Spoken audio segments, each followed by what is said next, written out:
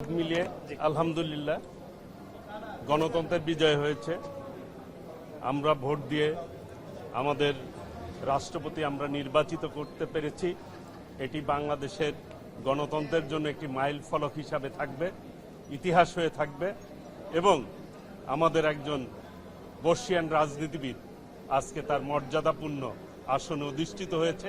এটা রাজনীতিবিদদের জন্য একটি গর্বের বিষয়। ধন্যবাদ। দীর্ঘদিন সহযোদ্ধা হিসেবে পেয়েছেন রাজনীতির মাঠে, অবশ্যই রাজনৈতিক ভাবে তো বললামই যে একজন রাজনৈতিক ব্যক্তিত্বে বিজয় হয়েছে, এটা রাজনীতির বিজয় হয়েছে, গণতন্ত্রের বিজয় হয়েছে। কাজেই উনি দীর্ঘদিন আমাদের ওনার নেতৃত্বে আমরা কাজ করেছি, মহাসচিব ছিলেন।